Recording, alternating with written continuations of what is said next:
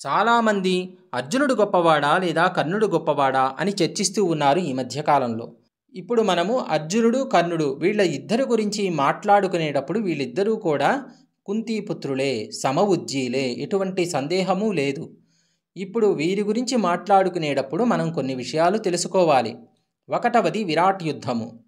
విరాట్ యుద్ధములో కర్ణుడు ఓడిపోవడం జరిగినది. కర్ణుడు ఓటమి పాలు కావడానికి కారణం ఏమిటి? కర్ణుడు సాధారణమైనటువంటి అస్త్రాన్ని కలిగి ఉన్నాడు, కానీ అర్జునుడు దివ్యమైనటువంటి గాంధీవమును కలిగి ఉన్నాడు. అందుచేత అర్జునుడు గెలవడం జరిగినది విరాట్ యుద్ధములో. ఇక రెండవది, గంధర్వులతో యుద్ధం చేసినప్పుడు కర్ణుడు ఓడిపోయి పారిపోవడం జరిగినది, కానీ అర్జునుడు గంధర్వులతో యుద్ధం చేసి గెలవడం జరిగినది. ఇక్కడ మనం తెలుసుకోవలసిన విషయం ఏమిటి? అర్జునుడు గంధర్వుల యొక్క కుయుక్తులకు లొంగకుండా, మద్యాన్ని సేవించకుండా యుద్ధము చేసి గెలవడం జరిగినది. కర్ణుడు గంధర్వుల యొక్క కుయుక్తులకు లొంగిపోయి వారిచ్చినటువంటి మద్యాన్ని సేవించి వారితో యుద్ధం చేయడం జరిగినది. అందువలన కర్ణుడు ఓటమి పాలు కావడం జరిగింది, అర్జునుడు గెలవడం జరిగింది. ఇక్కడ మనం తెలుసుకోవలసింది, యుద్ధ సమయములో ఎదుటివారి యొక్క కుయుక్తులకు లొంగకూడదు అనే యుద్ధనీతి మనం తెలుసుకోవాలి. మొట్టమొదటగా ఆ యుద్ధనీతిని పాటించినందువలనే అర్జునుడు గెలుపొందడం జరిగింది, కర్ణుడు ఓటమి పాలయ్యాడు. అక్కడ అధర్మాన్ని పాటించాడు కర్ణుడు. ఇక తదుపరి అంశము పాశుపతాస్త్రము. పాశుపతాస్త్రము అత్యంత శక్తివంతమైనది. ఈ పాశుపతాస్త్రము మహాదేవుడి యొక్క అంశయే పాశుపతాస్త్రము. అంతటి విశ్వాన్ని కూడా నాశనము చేయగలటువంటి అస్త్రము పాశుపతాస్త్రము. దీనిని కలిగి ఉన్నాడు అర్జునుడు, కానీ కర్ణుడు అటువంటి అస్త్రాన్ని సంపాదించలేకపోయాడు. కాబట్టి అర్జునుడు గొప్పవాడు.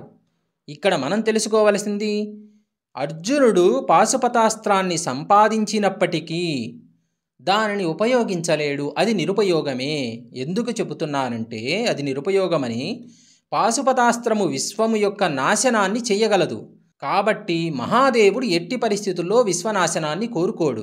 అలాగే కృష్ణ పరమాత్ముడు కూడా విశ్వం నాశనం అవుతుంటే చూస్తూ ఊరుకోడు. పాశుపతాస్త్రాన్ని సంధిస్తాను అన్న అర్జునుడితోటి సంధించవద్దని చెప్తాడు, జరుగుతుంది. కాబట్టి పాశుపతాస్త్రము నిరుపయోగమే. అర్జునుడు అంతటి అస్త్రాన్ని కలిగి ఉండి కూడా అది నిరుపయోగమే. ఇక్కడ ఇద్దరూ కూడా సమవుజ్జీలే. ఇక తదుపరి అంశము, అమృతముతో తయారు చేసినటువంటి కవచాన్ని కలిగి ఉన్నాడు కర్ణుడు, కానీ అర్జునుడికి అటువంటి కవచమే లేదు. కృష్ణ పరమాత్ముడు అర్జునునితో అన్నాడట, కర్ణా, సుదర్శన చక్రము సహితము కర్ణుని అంతము చెయ్యలేదు. కానీ ఇక్కడ తెలుసుకోవలసిందేమిటి మనము?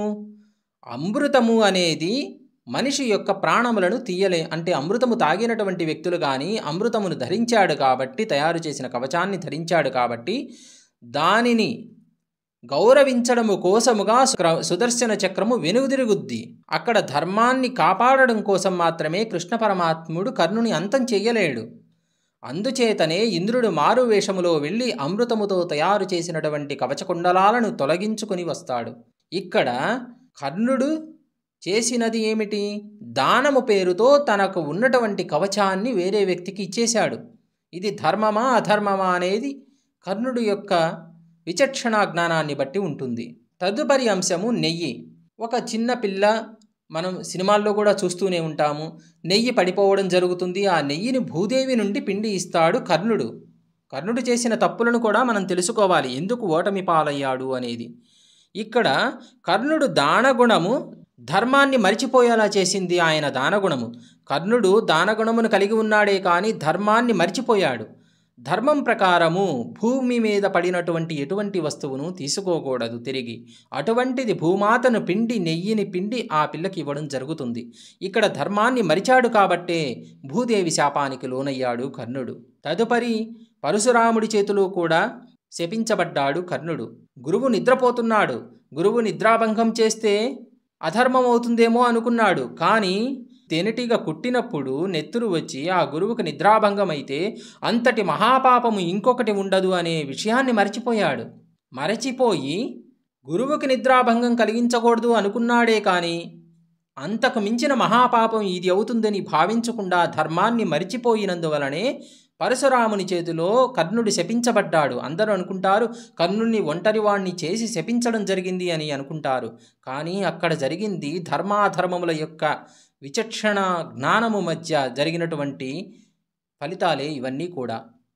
ఎందుకంటే ధర్మాన్ని మరిచిపోయాడు కర్ణుడు, అధర్మాన్ని చేశాడు కాబట్టే శపించబడ్డాడు. ఇక్కడ మనము తెలుసుకోవలసింది అర్జునుడు కర్ణుడు విషయంలో అర్జునుడు ధర్మము వైపు నిలబడ్డాడు, కర్ణుడు అధర్మము వైపు నిలబడ్డాడు.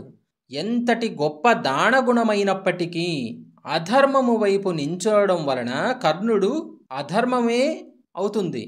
కానీ ధర్మము వైపు నించున్న అర్జునుడు ధర్మాన్ని ఎప్పుడూ మరిచిపోలేదు. అర్జునుడు కృష్ణుడు చెప్పిన ప్రతిదానిని నమ్మేశాడు. ప్రతిదాన్ని అది ధర్మమా అధర్మమా అని ఆలోచించుకొని మరి అది ధర్మమైతే చేస్తూనే వెళ్ళాడు. కానీ కర్ణుడు ఎంతమంది చెప్పినా కూడా వినేవాడు కాదు. తను అనుకున్నదే పాటిస్తూ వెళ్ళాడు. స్నేహధర్మం అనుకొని దుర్యోధనునికి చేశాడే కానీ అంతటికి మించినటువంటి ధర్మము స్త్రీ ధర్మము, స్త్రీ ధర్మాన్ని కూడా అంటే ఎవరు? ద్రౌపదీదేవి. ద్రౌపదిని వస్త్రాపహరణము చేస్తున్నప్పుడు కర్ణుడు మాట్లాడలేదు.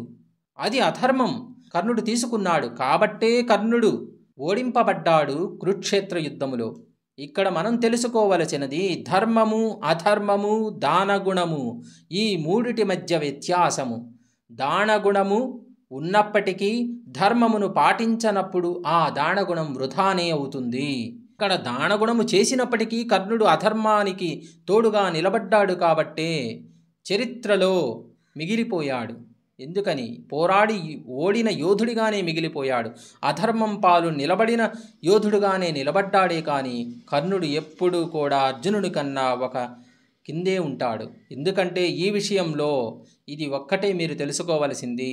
ధర్మము అధర్మము, ధర్మం వైపు నించుంటే ఎంతటి వాడైనా సరే వాడు గొప్ప యోధుడే.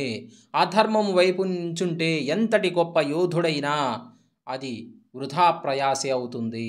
ఆ ధర్మం వైపు అర్జునుడు నిలబడ్డాడు. కర్ణుడు మాత్రము ఆ అధర్మం వైపు నించొని అవాసుపాలు కావడం జరిగినది. ఇప్పుడు మనం ధర్మాన్ని పాటిస్తే ఏ విధంగా ఉంటుందో ఒక్కసారి తెలుసుకోండి చాలు. ఈ వీడియోని ఇంతటితో ముగిస్తున్నాను.